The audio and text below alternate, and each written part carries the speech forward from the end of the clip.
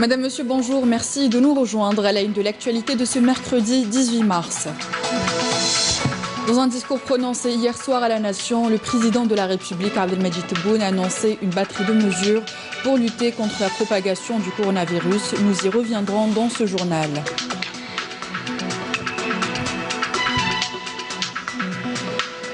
Nos services de secours, premier maillon de la chaîne d'intervention, comment se prépare-t-il pour réagir rapidement et efficacement en cas de besoin face à cette pandémie? Pour le savoir, notre équipe s'est rendue dans une unité de la protection civile pour suivre le travail des agents mobilisés H24.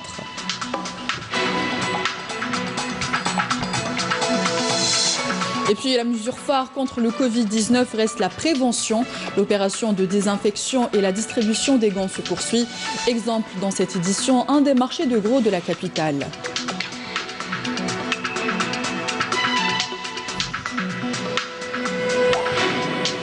En ces temps difficiles, différentes actions de solidarité voient le jour à Ain Lila, à l'est du pays. Une fabrique de gants a fait don d'une quantité importante de ses produits à des associations concernées par la distribution de gants de protection aux citoyens.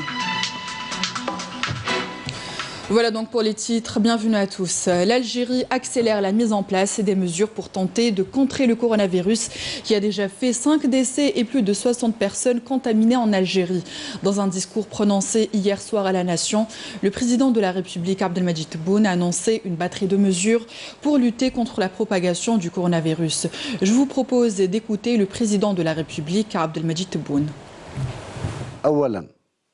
غلق جميع الحدود البرية مع الدول المجاورة مع إمكانية السماح بانتقال الأشخاص في الحالات الاستثنائية بعد الاتفاق مع حكومات البلدان المعنية.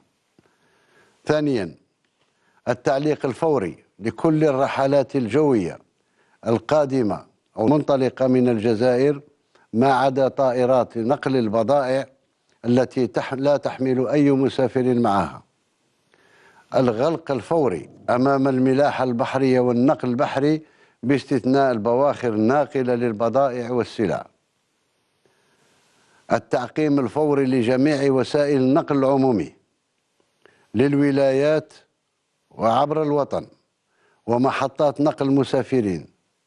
خامسا، منع التجمعات والمسيرات كيفما كان شكلها وتحت أي عنوان كانت، وغلق أي مكان يشتبه فيه بأنه بؤرة للوباء.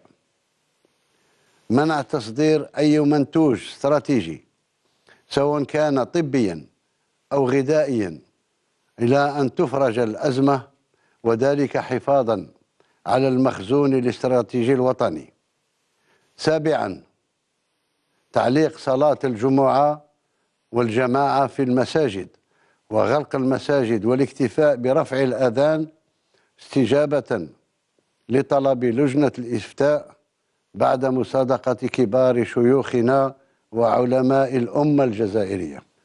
ثامنا، محاربة وفضح المضاربين عديمي الضمائر الذين لا يستحون من استغلال فزع المواطن لإخفاء المواد الأساسية قصد إحداث الندرة ورفع أسعارها. تاسعا، البحث والكشف عن هوية ناشر الأخبار الكاذبة المضللة الذين يمتهنون التسويد بنفوسهم المريضة بهدف زرع البلبلة والإبقاء على المواطن دائما في حالة قلق ورعب. الزيادة في قدرة المستشفيات على تحويل عدد الأسرة إلى أسرة إنعاش عند الضرورة. وضع خطة طويلة الأمد لاحتياط من الآن للمستقبل حتى لا يعود هذا النوع من الوباء للظهور. 12، مزيد من التحسيس والتوعية في وسائل الإعلام يشارك فيها كبار المتخصصين وعلماء الدين. Par ailleurs, tout en rendant hommage à tous les personnels mobilisés pour lutter contre cette pandémie, le président Tebboune a tenu à rassurer que même si le niveau d'alerte venait à être élevé, l'État dispose de moyens prêts non encore exploités. On écoute ensemble sa déclaration. لقد وعدتكم بالصراحة وقول الحقيقة وأنا أصارحكم فأحمد الله الذي جعل المخلصين من إطارات الدولة بصفة عامة والواعين من أبناء شعبنا العظيم يوفقون في الإبقاء على انتشار الوباء حتى الآن ضمن المستوى الثاني بمقاييس منظمة الصحة العالمية، وحتى لا قدر الله تضاعف هذا العدد إلى المستوى الثالث فقد أخذنا جميع الاحتياطات، إذ لدينا قدرات جاهزة لم تستغل بعد، سواء على مستوى الجيش الوطني الشعبي أو الأمن الوطني وحتى الفضاءات الاقتصادية كالمعارض وغيرها، يمكن تجهيزها للحجر الصحي على عجل بالإضافة إلى المباني والمنشآت العمومية. Tout en rappelant que l'État demeure pleinement conscient du caractère sensible de la conjoncture et à l'écoute des préoccupations des citoyens, le président Tebboune a affirmé que la situation demeure sous contrôle et qu'il n'est point nécessaire de se ruer sur les commerces pour acquérir et stocker les produits alimentaires. صحيح إن الوباء مصدر قلق لنا جميعا لأنه يؤثر مؤقتا على طريقتنا في الحياة وعلى علاقاتنا الاجتماعية وعلى حركة تنقلاتنا، ويؤثر خاصة على الأمهات العاملات اللوائي يعانين من غلق دور الحضانة ورياض الأطفال. ومع ذلك أود أن أطمنكم بأنه لا داعي للمبالغة في الفزع والخوف، لأن الوضع الراهن تحت السيطرة، أقول تحت السيطرة، وكل أجهزة الدولة في حالة يقظة قصوى واستنفار عال لمواجهة أي طارئ. لا داعي إلى المسارعة إلى تخزين المواد الغذائية، ولا داعي لتصديق الأخبار المضللة والشائعات المغرضة، وقد أمرت في هذا الموضوع بملاحقة المتضاربين والتحري والكشف عن مروجي الشائعات الباطلة والكاذبة وتقديمهم للعدالة. Et puis, on vient de l'apprendre, le bilan des personnes contaminées a été revu à la hausse, touchant 72 personnes et faisant 6 morts. Hier, dans la journée, le président de la République, Abdelmadjid Tebboune, avait présidé une séance de travail en présence du Premier ministre Abdelaziz Djarad ainsi que plusieurs autres ministres et de hauts responsables sécuritaires. La séance a été consacrée justement à l'examen et à l'évaluation des mesures prises pour riposter efficacement à l'épidémie du coronavirus.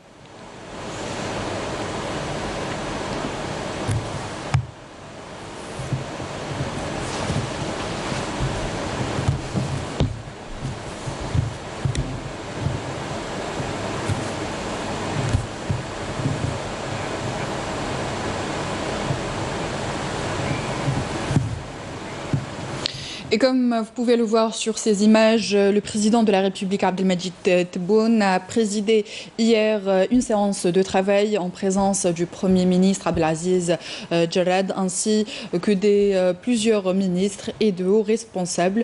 La séance a été consacrée à l'examen et à l'évaluation des mesures prises pour riposter efficacement à l'épidémie du coronavirus.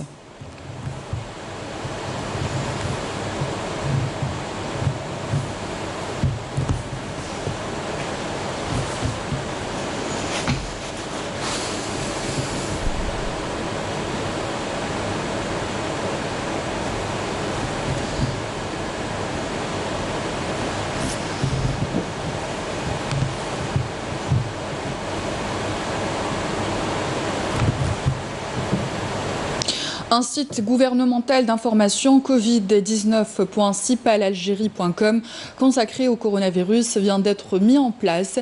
Le site géré par le Centre international de presse a été lancé suite aux instructions données dans ce sens par le Premier ministre Abdelaziz Djerad. Direction à présent Blida, la wilaya où on a diagnostiqué les premiers cas de coronavirus, suscite une attention particulière. La vigilance reste le mot d'ordre pour contenir la propagation du Covid-19. Sur place, les pouvoirs publics mettent en place des protocoles rigoureux en matière de désinfection. D'abord, les infrastructures hospitalières, mais pas que. Les transports sont également sous l'œil vigilant des agents de la wilaya. Gares routières et même trains sont systématiquement désinfectés. Reportage de Yannis Saït Belkacem. Une atmosphère surréaliste, mais qui reste tout de même un réconfort pour les habitants de la wilaya de Blida qui assistent à la désinfection des lieux publics pour empêcher la propagation du nouveau coronavirus. C'est une bonne initiative. Mieux vaut prévenir que guérir. Confiance dans mon pays. J'ai confiance, il y a tout. Les gens commencent à se développer. Ils sont conscients de cette maladie. Gare de train, autobus et hôpital, tout est passé à l'épuration. Cette initiative est chapeautée par le Wali et les services sanitaires. Les produits, c'est du javel, surtout du javel et de l'eau et un vecteur, c'est des médicaments. On a enregistré à ce jour donc 21 cas positifs et 25 suspects, y compris les 14 citoyens algériens qui sont expulsés de l'Espagne, qui se trouvent actuellement au niveau de l'hôpital de Boufarik pour examen et contrôle. Ce qui fait de la wilaya de Blida comme étant le premier foyer contaminé par le coronavirus en Algérie. Depuis quelque temps déjà, les pouvoirs publics tentent tant bien que mal de prendre les précautions et dispositions nécessaires pour que la contamination du Covid-19 ne gagne pas du terrain. Focus sur nos services de secours, premier maillon de la chaîne d'intervention. Comment se prépare-t-il pour réagir rapidement et efficacement en cas de besoin face à cette pandémie? Pour le savoir, notre équipe s'est rendue dans une unité de la protection civile pour suivre le travail des agents mobilisés H24. Il y a bien sûr le travail de communication pour prévenir contre la propagation du virus, mais il y a surtout les missions sur le terrain. Raouf Hamouch. حميرة السلام ورحمة الله وبركاته أنا عم خويا. Il suffit d'un simple appel téléphonique pour que la Direction générale de la protection civile passe à l'action pour une simulation de manœuvres sanitaires à ciel ouvert. On a commencé la formation sur la gestion du risque biologique, disons en 2015. On a commencé à former les agents sur les risques infectieux de manière générale. Donc je pense que les agents, oui, ils peuvent intervenir sans aucun problème. Ce scénario met en exergue une ambulance médicalisée et des urgentistes de la protection civile vêtus de combinaisons adaptées, de lunettes, de masques et de gants. La direction générale a mis en place un protocole d'intervention et a mis en place aussi des plans d'action pour pouvoir faire face à ce corona. Nous avons d'expérience par rapport à ce qui s'est passé les dernières années, notamment le Ebola et le virus SARS H1N1. Donc il était important de mettre, d'abord de préparer le plan de la remise, surtout en action de l'ensemble des procédures. Des simulations qui facilitent un tant soit peu l'intervention des éléments de la protection civile face à la pandémie du Covid-19. Au niveau du marché de gros des eucalyptus à Alger, des mesures sanitaires ont également été prises. Le port des gants et la désinfection des lieux restent de mise. Reportage de Walid Yousfi. Il est 8 h du matin, nous sommes au marché de gros des eucalyptus. On s'équipe comme on peut pour se protéger du Covid-19. Malgré les recommandations du ministre de la Santé, beaucoup de personnes continuent de fréquenter ces lieux. On doit combattre ce virus et avec différentes façons, telles que se laver les mains avec du savon, respecter les distances de sécurité ou encore le port de gants.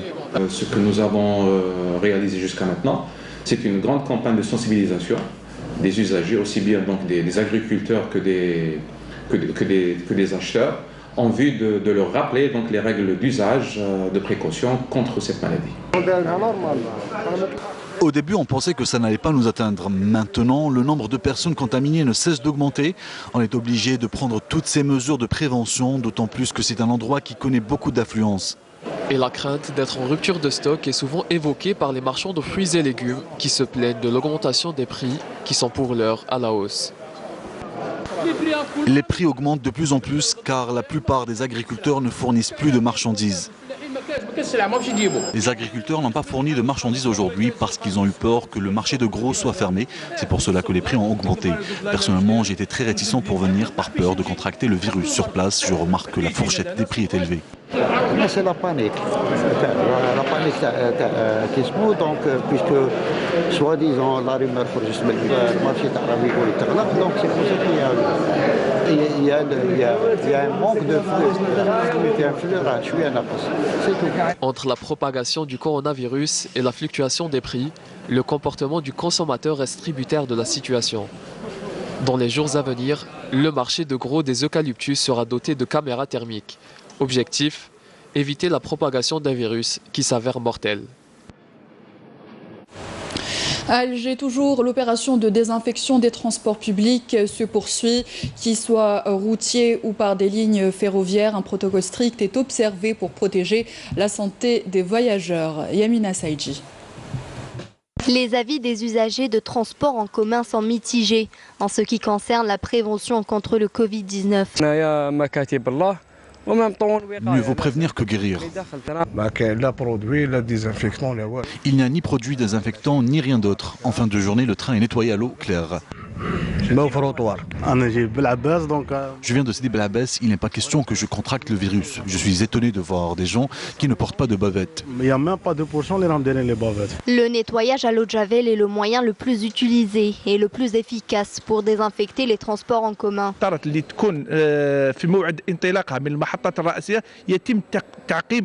Avant le départ du train de la station principale, il est désinfecté de jour comme de nuit. L'eau de javel reste un produit désinfectant contre toutes les bactéries et les virus, dont le coronavirus. Il empêche la prolifération de ce produit et sur les surfaces. Une cellule de nettoiement intervient après chaque voyage pour assurer la sécurité sanitaire des usagers, ce qui retarde les horaires des départs. Cette opération nécessite du temps. C'est pour cela que nous prions les voyageurs d'éviter de se déplacer et de rester chez eux, sauf en cas d'extrême urgence. La direction SNTF de la région ferroviaire d'Alger, quant à elle, lance une campagne de sensibilisation au profit de ses clients pour mettre fin à la propagation du Covid-19, un virus qui prend de l'ampleur de jour en jour. En ces temps difficiles, différentes actions de solidarité voient le jour. Exemple à Ain Mlila, à l'est du pays, où une fabrique de gants a fait don d'une quantité importante de ses produits à des associations concernées par la distribution de gants de protection aux citoyens et afin d'éviter la pénurie. Yamina Saïdji. C'est une initiative fort louable, celle entreprise par l'usine de gants de Ain Mlila, en distribuant des centaines de milliers de gants gratuitement à des associations ainsi qu'aux différents corps constitués. Le message que nous voulons faire passer en faisant don de ces gants, c'est qu'il ne faut pas augmenter les prix de ces produits qui servent à protéger la population du Covid-19. Hier et aujourd'hui, cette usine a fait don de gants à plusieurs associations et municipalités. Nous les remercions pour ce noble geste. Avec la propagation du nouveau coronavirus, la demande ne cesse de croître. Nous répondrons à la demande de tous nos clients, associations, pouvoirs publics et tous les corps constitués algériens.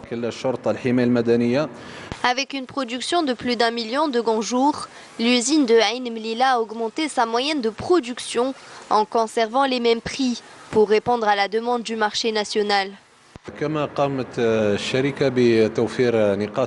Notre société a mis en place des points de vente. Nous avons envoyé 5 expéditions vers la capitale pour que le produit soit disponible afin de diminuer les risques de contamination. Alors que certains commerçants profitent de la situation pour augmenter leurs gains, l'usine de gants de Ain Mlila fait exception par ses dons humanitaires. À Gaza, en Belgique ou encore en France, la situation du Covid-19 n'est pas au bout fixe. Des mesures exceptionnelles sont prises pour faire face à la prolifération du coronavirus dont l'ampleur atteint une vitesse de croisière sans égale. Détail avec Walid Yousfi. Malgré le peu de moyens dont ils disposent, les Palestiniens font de leur mieux pour combattre la propagation du Covid-19 dans la bande de Gaza.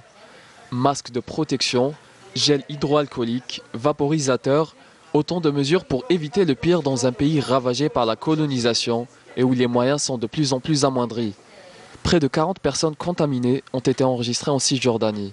Plusieurs mesures ont été prises, notamment la fermeture des écoles, des universités, des jardins publics et l'interdiction de tout rassemblement. L'état d'urgence a été déclaré pendant 30 jours. En Europe, après l'Italie, l'Espagne et la France, la Belgique invite ses citoyens à rester chez eux à compter de midi aujourd'hui, au risque de se voir infliger une lourde amende.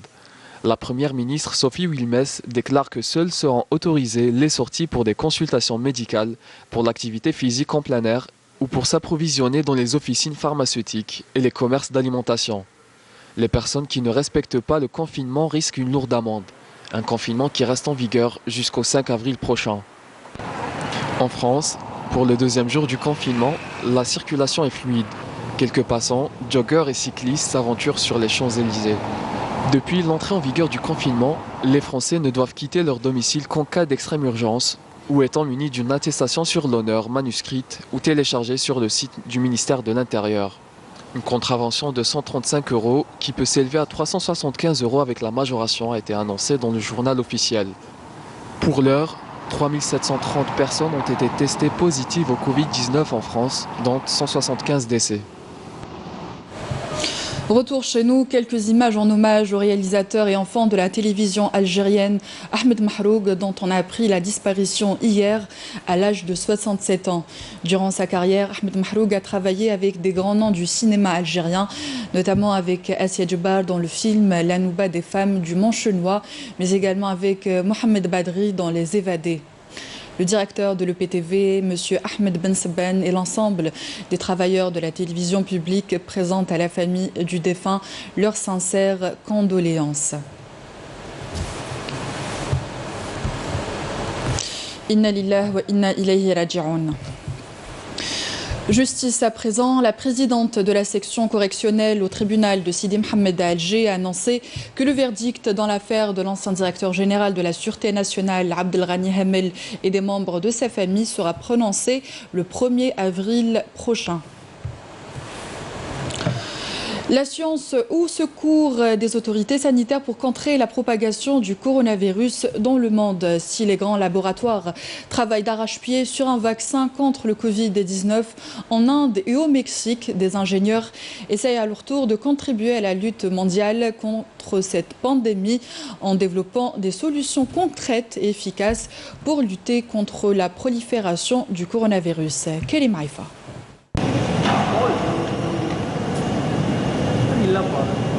Avant d'entrer dans ce hall administratif, cette famille indienne doit absolument montrer patte blanche. Devant elle, deux employés un peu particuliers distribuent du gel désinfectant, des masques et donnent des informations à propos du coronavirus.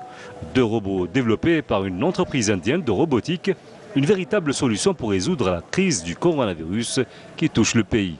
Un atout d'une puissance extraordinaire pour le gouvernement du Kerala, une province du sud de l'Inde, qui teste ces deux robots en démonstration dans le hall de ses bureaux. Autre invention tout aussi ingénieuse, c'est cette capsule d'isolation mise au point par un ingénieur mexicain. Une capsule d'isolation spéciale pour transporter les personnes infectées par le nouveau coronavirus ou par d'autres maladies hautement infectieuses, ce qui permettrait de réduire le risque encouru par le personnel médical et les autres personnes se trouvant à proximité des malades. C'est une capsule à pression négative. Elle permet l'isolation des malades infectés, entre autres par le Covid-19. Une fois le patient installé dans la capsule étanche, l'air qui est filtré circule à l'intérieur sans contact avec l'extérieur. Par ailleurs, quand le malade tousse, toutes les projections restent dans la capsule, donc aucune menace de contamination directe des personnels médicaux et paramédicaux. Une contribution certes modeste pour contrer la propagation du coronavirus, particulièrement en milieu hospitalier, mais qui pourrait néanmoins freiner un tant soit peu la contamination des médecins, infirmières et autres ambulanciers pendant le transport des malades. Fin de cette édition, merci à vous d'y avoir prêté attention et de nous être fidèles. Merci également à la rédaction de l'information et l'équipe technique qui m'ont accompagné toute la semaine. Tout de suite, vous avez rendez-vous avec Amel Alibi pour la météo. Sinon, vous pourrez suivre le reste de l'actualité sur les adresses qui s'affichent en bas de votre écran. Excellente journée à tous. Au revoir.